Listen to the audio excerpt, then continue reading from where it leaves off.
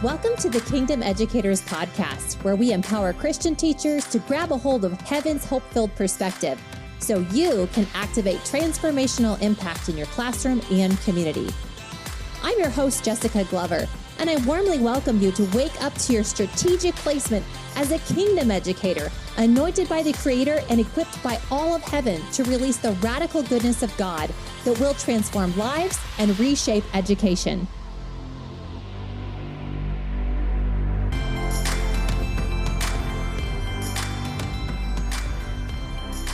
Hey friends, welcome back to the Kingdom Educators Podcast. I'm your host, Jesica Glover, and I'm really excited about today's episode because we're doing something a little bit different. Last week with Dr. Diamond Howell, we talked about trusting God in the unknown, surrender, transitions, and walking open-handed with Jesus when life doesn't look the way we've expected. Anyone else been there? Like everyone, right? But today I want to zoom out a little bit and talk about something just as important. How God has been writing our story all along, even when we didn't recognize it at the time. So how God has been writing our story all along, even when we didn't recognize it at the time. And honestly, today's conversation, it feels a little more personal and a little more vulnerable.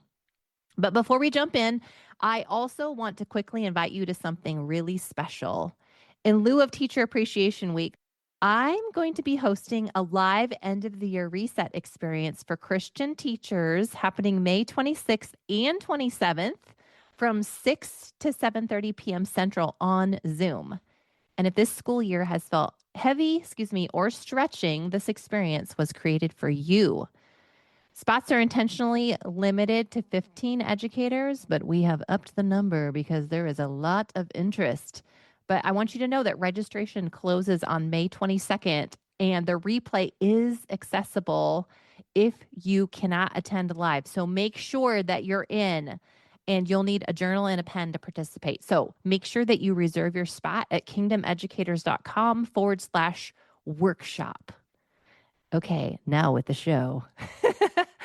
Today, I invited my husband, Jake, onto the podcast, and he's seen the real behind-the-scenes story, the beautiful parts, the messy parts, the stretching parts, and honestly, probably the parts I don't always share publicly. So today, we're just going to have a real conversation together. So, Jake, thank you so much for joining me today. I am really glad to get to be here. This is going to be fun, and it's going to be maybe a little bit awkward, but what's nice is you have the edit button, so that's good. But I'm mostly here because I am a huge Jesica Glover fan and a fan of all that you're doing and a fan of this podcast. And I'm not just saying that so that I can make sure that I can sleep inside the house tonight and not in the doghouse later. I appreciate you, Jake. Thank you. Jake is my number one fan. He comes to all of our events, even helps with tech when it's not working well, and is a huge support. So thank you. I really appreciate this. Absolutely. All right. I know what I'm talking about. All right. You ready for the first question? We ready to I am. I'm ready to roll. All right. Let's get into the nitty gritty of this. Okay. So you're talking this season, you're interviewing people who are sharing stories around, this is not what I thought I was signing up for. Yeah. And you have a lot of stories like that. And you probably have shared these off and on through the podcast. But so, for example, you ended up a 5th grade, highly capable teacher, and that is not what you trained for in college. Am I remembering that story right? Why did you do that? Why did you end up at that school? Why did you say yes to that? That was my most recent public school teaching assignment. But I said yes to that assignment because I actually always dreamt of teaching 5th grade, Jake. Okay. I began teaching with low readers. So I was maybe not the real title of reading specialist, but I had an endorsement in reading from a school in Washington, and I wanted to work with kids who had struggled with learning just like I did. But when I had worked that job for a while and found myself at another school and this new position came, I was, why not? I love doing new things. I'd be working for one of my first principals that I really appreciated. And it was something I hadn't done before. And plus, it was working with the other end of the spectrum. I was working with that were highly capable. What did that mean? I wasn't even sure. And it involved teaching all the subjects that I'd never taught in elementary before. I never landed where I thought I was going to land. I did 6, 7, 8 in middle school and hadn't done elementary yet. So why not?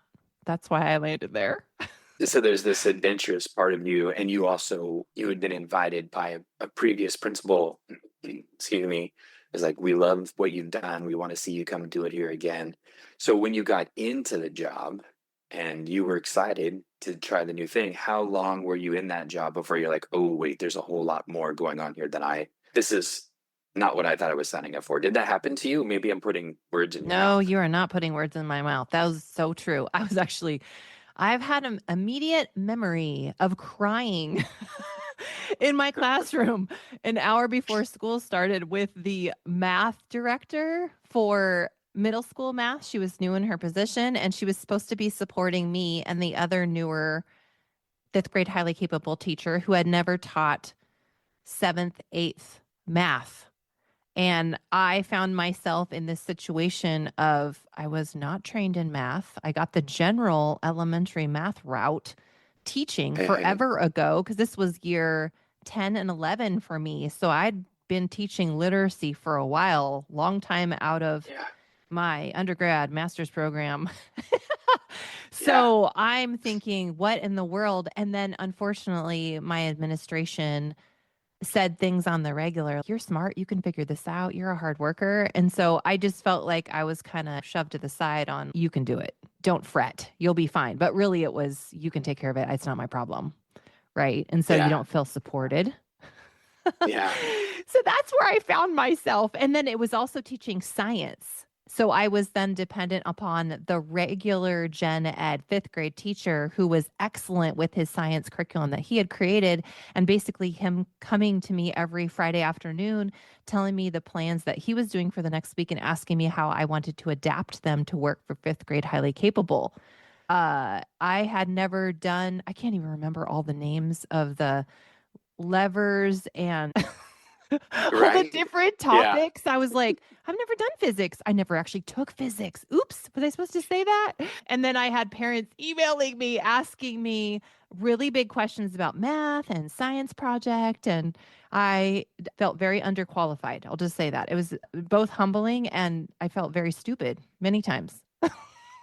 Yeah. So then, yeah, you're like in over your head, but you were following, okay, this seems like the next step. Knowing you very well, you don't take a leap into something without first processing it with the Lord. And you have a way of, and maybe we'll get into this here in a minute, but you have a way of, I think I'm hearing the Lord say this, you have checks and balances and things. So you felt called to that school, and now you're like, oh wait a second, now I got to teach math and I got to teach science and I got to do this again tomorrow, and I'm using somebody else's stuff. So like, to the point of tears, like, how did I find myself here? And with a lot of empathy for the audience out there, my mom is retired twice from teaching. I'm married to you. I'm in education, not K through 12. I'm in higher ed and I'm in a smaller school. And this guy's like, hey, how would you like to be in charge of this area over here? Like, Yeah. very have a lot of empathy for the bailing wire MacGyver. Just let's get this thing to work, and Mhm. hopefully no one looks behind the curtain and sees how this whole thing works. Mhm. So, how did you? And I don't want to spend the whole time on this part because there's so many great things to unpack. But so, how did you get out of that hole? Like, how did you get yourself through that?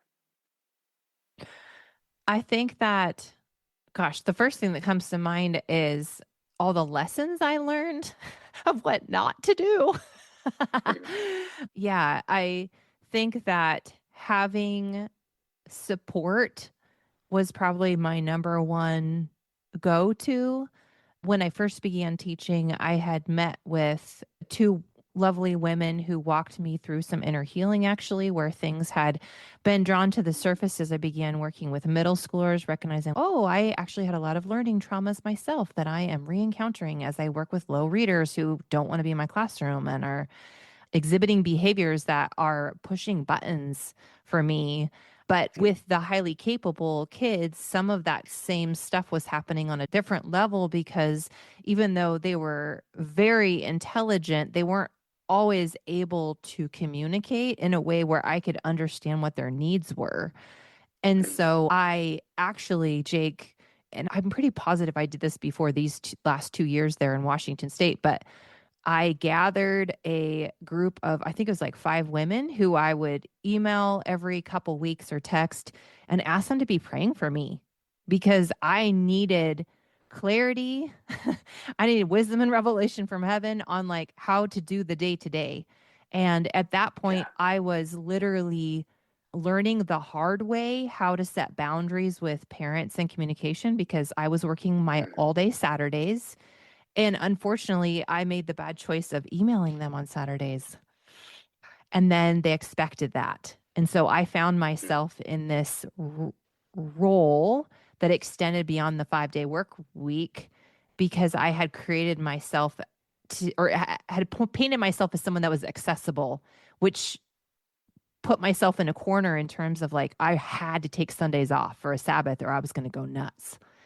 And so I would say Yeah. that was a lesson that I learned. But yeah, getting through was prayers from my supporters. I even remember my mom came to one of the nights, and this wasn't the only time, but she came to fall conferences and literally prayer walked around the building during my Mm. conferences because the questions that the parents were asking were so beyond my training that I often felt like I was an imposter in that position. And I have great empathy for teachers because I feel like it was that position that actually taught me that a teacher is actually someone, not only are they flexible and they pivot easy with a grain of salt, right?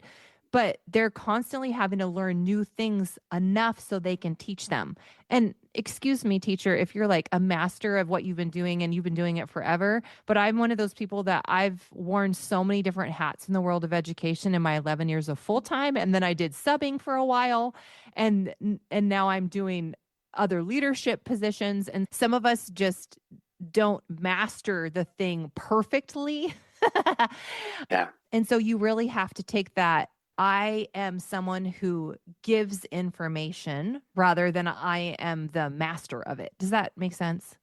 And so It there's a totally makes difference. sense. And Yeah. it feels education today, especially K through 12, that's the new normal.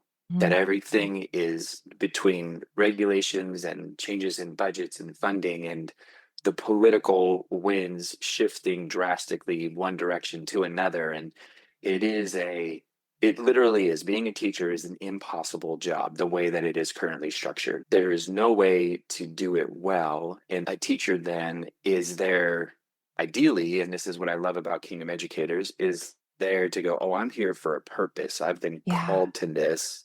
And so I'm when I'm weak, he is strong. Like, how do I access the resources of heaven to do this impossible job? So it totally makes sense. Like, Yeah. and you'll never be, especially with technology the way it is today, there's no way that Yes. any one human is going to walk into a fifth grade classroom and know more than what that student could find out just by picking up their device and asking Siri a question. So that's, Hmm. again, that's not the point anymore, right? All right.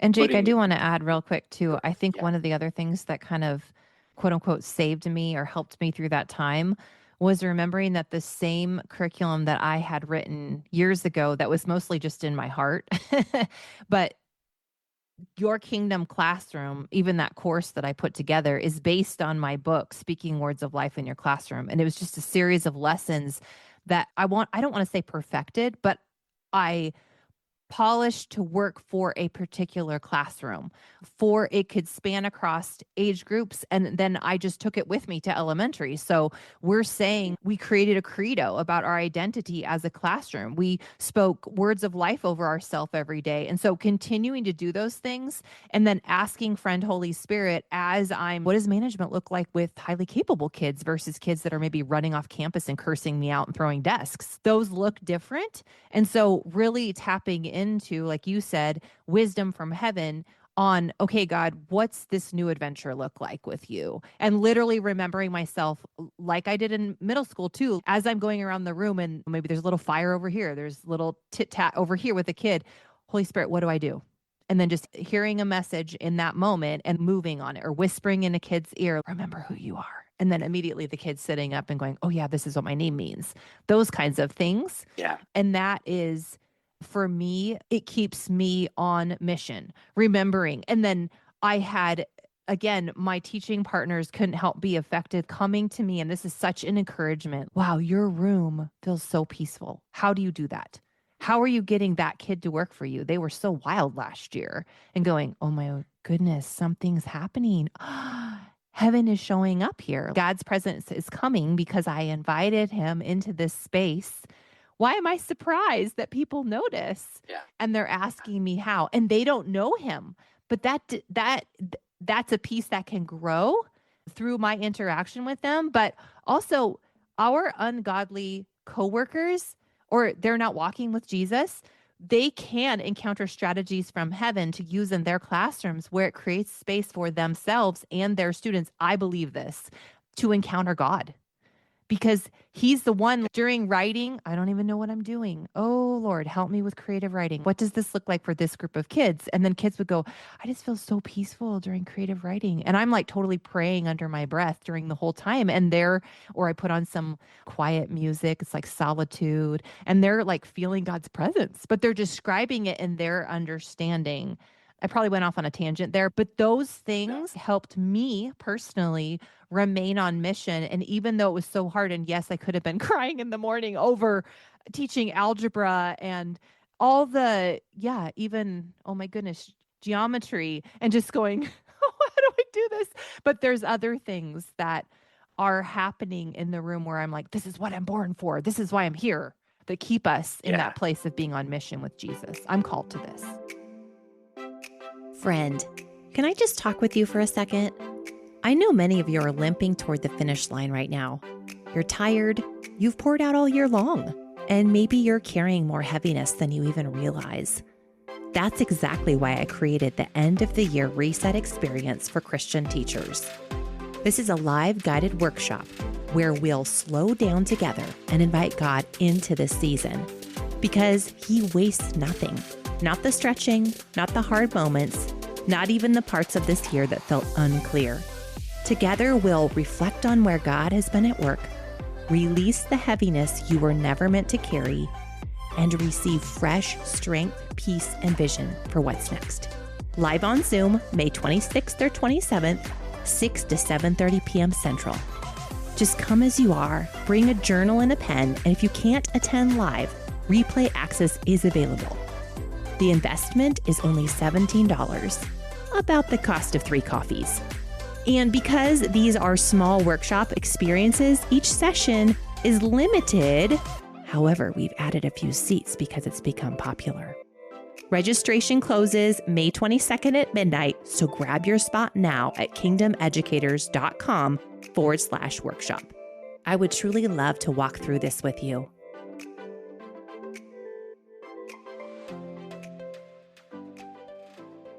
Yeah, and that's the thing is, a lot of times he's so sneaky. You call him Jehovah sneaky, where I'm calling you to this position. And the thing that rises up in excitement is like, I always wanted to teach 5th grade. Oh, highly capable. Oh, I'm back with my previous principal. There's these things and he's like, yeah, you can just hear the Lord being like, yeah, that's going to be great. That's going to be great.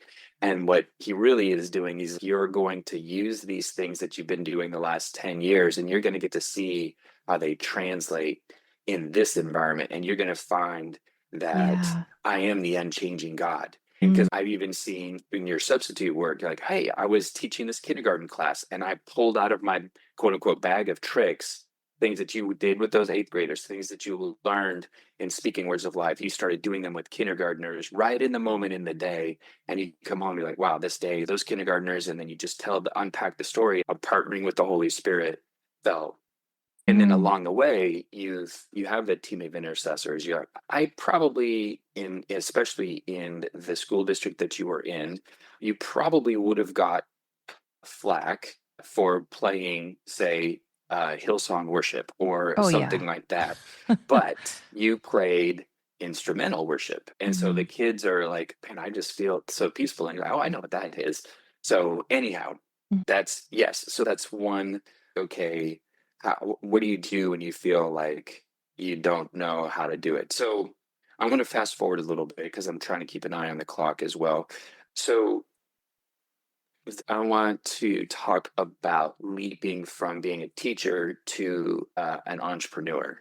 Mm. And because tell a little bit of the origin story, or if you've already talked about this on the podcast, maybe an aspect of it that you haven't covered as well. Like, why did you go from being a teacher to an entrepreneur? Yeah. I don't want to make it too long, but when you and I met, which that's a crazy story. I think we've shared that on another podcast a while ago, or at least a little part of it. And Mm, I chose to say yes to Jesus, which was saying yes to you and your 6 children. I moved from Washington to Kansas, but before I said yes, I had already began the process of enrolling at the University of Washington to get my admin degree. And so there was a good. choice in there, remember, where it was like, am I still supposed to pursue this? Now, I will tell you the backstory. I was going to do that because I had a number of mentors in the school district that said, you would be an amazing administrator. What if you do that? And then I thought, oh my goodness, the work I'm doing with speaking words of life, I could do it from a higher level, set the tone, the atmosphere for a whole building that could cause more shift in a space than just in my classroom, like impact more children.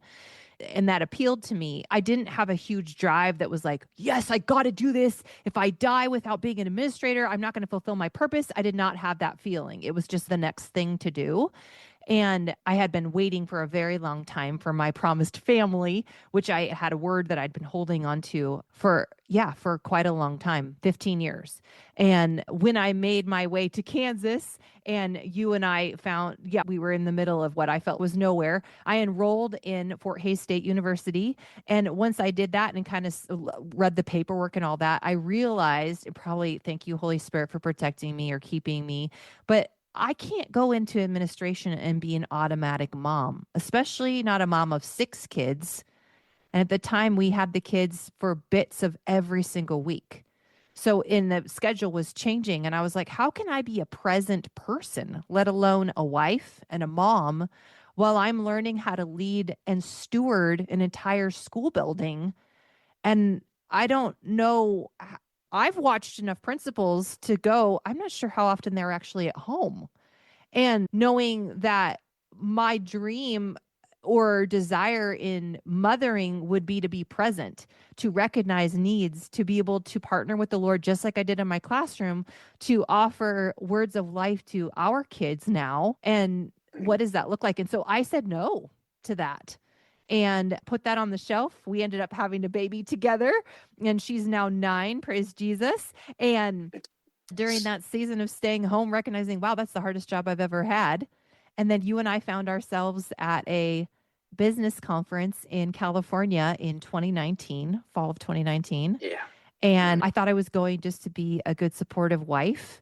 And I did this whole Facebook challenge going live every day when that was a thing and all the good stuff. I published my book, Speaking Words of Life, as both part of the homework for this preparation, but also fulfilling my national board, one of the projects that was required for my renewal. And anyway, we're sitting in this conference and I feel the Lord say to me, you're not here for Jake, you're here for you. And I'm like, excuse me? And he said it again.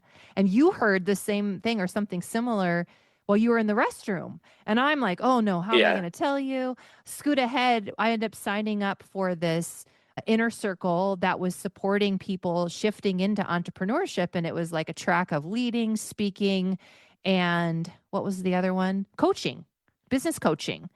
And 2020 hits, but all of that crazy stuff happens. And in the middle of it, God helps me meet this other gal who has a similar dream of what it was is how the dream I knew I couldn't shake. Why I said it wasn't administration was I have to help other Christian teachers working in public school learn how to live in their kingdom identity where there's no lack. There's no, in my time, in my resources, in God's voice, that He's always present with me and that anything is possible for he who believes. and that these scriptures that I'm reading, they are real for today. Anything is possible. Signs, Yeah. wonders, and miracles can break out today in my classroom. I have to help other Christian teachers realize this is possible. And how do I invite the presence of the King into my room to encounter children who have never encountered his presence? And I have a boy that I've shared in another podcast who came to know Jesus. I know testimonies stir faith. So, anyways, I meet this other lady. We end up launching right before COVID hits. We write a book together. We launched a Sprint to the End of the School Year Facebook challenge. I think we had 11 people sign up, 7 really invested, and 2 were there every single week. But we walked these people through, what does it mean to step into your kingdom identity? What does it mean to partner with heaven in creating curriculum? Because we know even when we're handed curriculum, you still have to change and make it work for your classroom. And then by the end, we decided to video a whole series on this and how to walk with God in the classroom. It hit the market at the wrong time. All this to say, Jake, jumping into entrepreneurship was this crazy, wild ride of faith. And you and I invested a significant amount of resources into this because we just believed God was saying now. And there's been so many, I don't know how deep you want to go, but there's been so many ups and downs, but being faithful to the next, leading to the podcast, leading to the courses that I've built, leading to another book, and then doing things in person with people, connecting with people locally, and then all the partnerships Yeah. with other businesses with a similar heart. It's been incredible. It really has been. Yeah. Wow. And then even in that moment and there's been so many times even on that journey of saying, oh, I'm supposed to do this. It has not looked over and over again. Oh, I thought it was going to look like this, but it actually looks Yeah. like that. And then you go after the other thing, and then you're in the middle of that. You're like, oh, I thought it was supposed to look like this, but it's actually going to look like that. And you said something really key about, oh, but I've seen you, God. I've seen you show up like this. I know that I know your voice. I've got history with you. And so when you get to that place where it feels like a closed door or a wall, or you're like, okay, but I know what I heard. I don't know how I'm going to get from here to where I think I'm supposed to go, or I don't even, but I know God is there. So I want to go back and share my side of what happened on that day, because I feel like that's a key principle that you are so good at walking in, and that I've seen you when you speak about this, when you get opportunities to speak, or it's in your courses or your books or you're in the podcast. It's this hearing God's voice and responding, and then not getting too caught up in the how is this going to work? Do I have like you are very our dynamic. You are very much like the planner and the project manager. That's your gifting set. And I'm more of the dreamer and we've had to learn to how to mesh those things and navigate it. But we're there at the conference. There's the invitation to go to the next thing. This is the thing I was waiting for. Is okay, I felt like God said you're supposed to go there. And I'm like, I think this is the answer to my prayers. God's got this big plan. How is it gonna happen? And as they're unrolling it, you're standing right beside me. And I'm like, oh, this isn't for me. This is for Jess. And I wasn't going to say that to you because I was like, I think, I don't know, maybe Jess is feeling the same way. I don't know. And so then there was an invitation, invest now. If you want to continue with this program, you need to invest before lunch starts, is basically how they had structured that thing. And I waited for you to say something to me. I waited for you to lean over and be like, I think this is for me. I just kept waiting, and there was no response from you. And I was like, okay, I don't know, Lord. I don't know what we're supposed to do with that. But I was just trusting that God's going to get the details figured out. So conference ends, go to the bathroom, meet back up. We're leaving the building to go to lunch. And that's what they said. If you don't sign up before lunch, you can't do this program. And we get 2 steps out the door and you say, I just heard God say, if I don't say yes to this, I'm going to waste the next 5 years of my life. Oh, yeah. Something like that. Forgot about that. Right. Yes. And I was like, for me, that was the confirmation, because I was waiting for you to tell me that you had heard God say this was for you. And so I was ready. I was like, let's go. We just 180, went back inside and put down the money, which God in his provision had already laid aside. It wasn't even like it was a big investment, but it wasn't like, now we got to sell our car. It wasn't one of those kinds of choices. It was, we've been asking the Lord, what should we do with this money? And, oh, that's what we should do with it. So anyhow, and then it launched into this thing that is your heart cry is coming into fruition in the podcast, in the books, in the classes, in the speaking.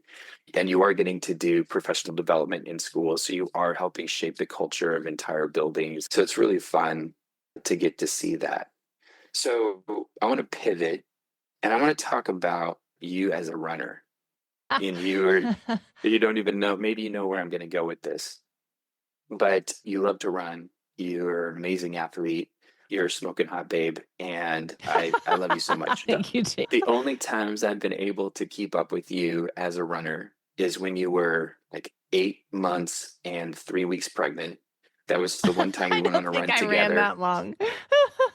That was the one time where we left at the same time, and I actually got back before you. Otherwise, we take off, and you are back. Like you've already taken your shower, you've already started that's making a little lunch. And exaggerated. I'm just now walking in the door.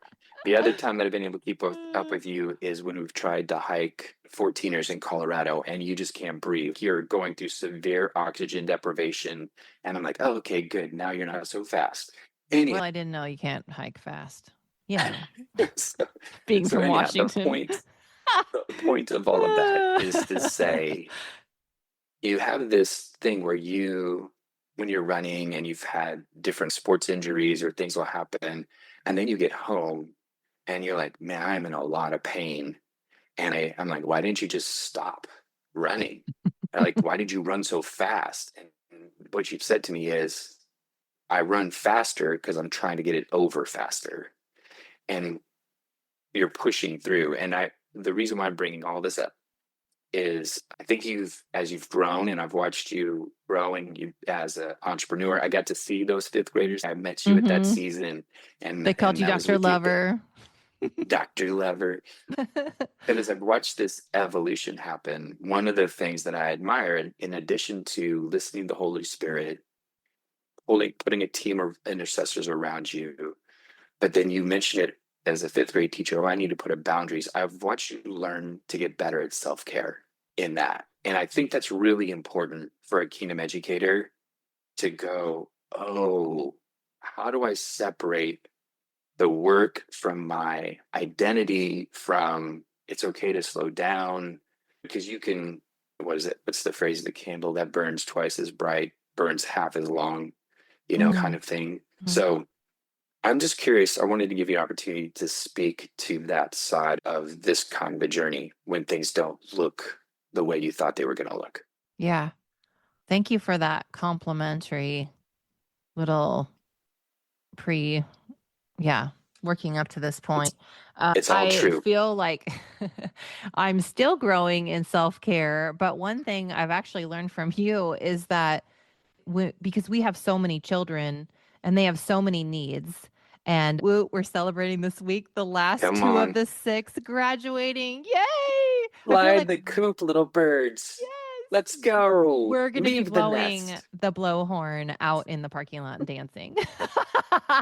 Anyways, that's an aside. No, one thing I really have learned from you, Jake, is you have this phrase that this is a marathon and not a sprint. And it's come to mind many times when, yes, with running, I have this tendency to just go faster to get home to get it done with. And then I have to pay for the pain later. But sometimes going faster, and that might just be more of a metaphor, isn't always what our bodies or our hearts need. Sometimes we need to go slower. And something that I have learned even from my work with my initial mentor in my identity work with kingdom educators, and then also moving in and getting some catalyst coaching work with identity exchange. So Jamie and Donna Winship, is that our own hearts that's the wellspring of life. There's proverbs about that. Taking care of your heart is one of the biggest things we can do. And I find it just God's grace and mercy that I have had a huge fascination since college with heart health, with taking care. And maybe we would use more the word soul. But if my soul is well, then I'm able to give more. I'm able to separate myself from other people's stuff. And when we work in the world of education, we have to be careful not to pick up people's stuff. In fact, a phrase that Yeah. I use a lot in here is, am I giving back the heavies to Jesus or am I going home with them? And so often something I would pray, and I've been trying to practice this again, even in my work. I'm in a school, but I'm not necessarily teaching right at the moment, but I'm still feeling stuff in the room, if you will. But giving Mhm. all the heavies back to the Lord. Lord, I give you back everything I saw, everything I felt, everything I heard, everything I perceived today, and I release it to you. That tool has come out of recognizing, oh, I need a safeguard so that I'm not becoming the savior. And becoming Mm. an automatic stepmom or bonus mom is one of the biggest things beyond teaching, where I have learned in super hard ways that I can save no one. It is Jesus. He is my source of light and life. John 15, if I'm not abiding in the vine, I don't have a source. There's no Mm. flowing water in me. It's all from him. So if I don't take time for myself to sit with him, to let him love me in the morning, I don't have enough to give on these interviews or in the work that I do or the teachers I pass or the kids that I brush shoulders with in the hallway or talking to my director at my school. I don't have what it takes to come home and make dinner and do all the things. And yes, we get Yeah. physically tired and it's important to rest. There's that whole side too. But I would say the biggest thing for me is heart care, like making sure that I'm getting what I need, because I can tell when I'm not. My answers are short. I'm not receiving from the wellspring of life. I'm thinking I have all the answers, or my quote unquote earthly wisdom is so grand and great. And the Lord's, hey, in fact, I just made a hilarious little Instagram video on that yesterday. Okay. So Jesus is saying, will you come sit with me? He really is inviting us to sit with him every day. And am I taking that invitation to sit with him and letting him love me as his sweet daughter in the place of victory, Ephesians 2, and letting the water of the word wash over me? The truth is, I live from victory to the earth realm. I don't live to Yeah. victory. It's already won. And God has placed me in Christ. I'm seen through Christ. I'm not dirty and full of junk. He has washed me and made me clean, even in my own process of sanctification and letting go of the things that hold me from him. Right? Oh my Mhm. gosh, I could go down a long road with that. You know, this is one of my things. I love it. There's my short, long answer on self I love care. it. Yeah.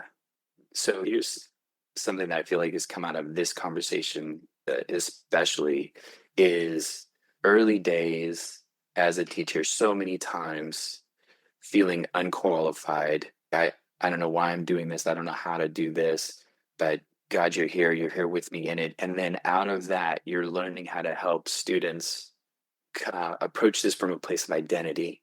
And that has been like one of the secret keys that has helped bridge beyond, whether it's eighth grade, whether it's the fifth grade highly capable, the parents, that like all the stuff, your story, that like one thread is helping them remember who you are. Like, this is not who you are.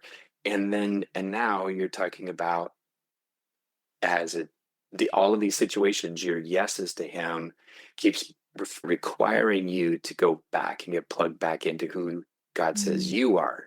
And it's neat. You're becoming the master of the thing that you're still learning how to teach. So we were Mm-hmm. talking about that earlier. So I love seeing that through thread, that God is constantly inviting us into deeper intimacy, deeper places. And I think that's part of the reason why he keeps asking us to do things that don't feel comfortable, because I know it's going to come out fine, and you're going to come out so much better on the other side of it. That's so So I good. just want to say that. And then to the teachers, I hope this is encouraging to the listeners who are wrestling possibly with, especially this time of year. May is when we're recording this, the end of the school year. Everybody, the students, the teachers, the staff are all like, can this school year just get over, please? Yeah. And you're going to enter into the season of reflection and rest and recovery this summer, and probably asking, should I be doing this? Is this where I'm supposed to be? Am I supposed to stop and rest? Am I supposed to get plugged in a different way? Just encouragement that just because it doesn't make sense, just because it's hard, that doesn't mean that God's not in it. Yeah. And there's always ways to find his voice. If you've lost the thread or forgot the story of why you started this, that you can go back and find it again. So just encouragement to the teachers in the heart behind Kingdom Educators is, gosh, these teachers, you guys are missionaries. And we just want to see you fueled and equipped and fired up to do the work that God is actually calling you to do it in the season that he's calling you to do that work. Yeah. I love getting to talk through this, and it's really neat to watch you run, because that's what I do. I'm always watching you run. You're never watching me run because you're always out ahead of me. Thank you, Jake, so much for doing this today. I'm grateful. And I feel like it's encouraging to me too, as you encourage our Kingdom Educators, that sometimes we get to walk out our own recognition of who God's calling us to be and who he wants to be to us in a season while we're doing the thing, and that we don't have to have it figured out perfectly in order to run it, if you will. Yeah. That's beauty and his grace. It's so good. So thank you again. Amen. Okay, before we close out today, friends, I just want to let you know that next week we're going to hear another beautiful story through my conversation with a good friend named Marianne. I can't wait for you to hear it, because that story too is about God using unexpected places of her journey in ways that she had never have orchestrated herself. Isn't God so good at that? But he truly does not waste anything. So okay, so thank you for spending time with us today. And if this episode stirred something in your heart, please don't rush past it. Make sure and create some space to process with God what he's been revealing to you during this episode for maybe this past season in your life. And remember, that's also why I created the end of the year reset experience for Christian teachers, happening on May 26th and 27th from 6 to 7:30 p.m. Central on Zoom. Together, we are truly going to reflect, release, and receive before stepping into our summer break. So just come as you are, bring your journal and your pen, and know that a replay is accessible to you if you can't attend live. And even though there is a charge, I'm telling you, this is going to be worth it, because you are going to remember that God is writing your story, and he's so not finished with it yet, and he's not finished with you. Thanks for joining us.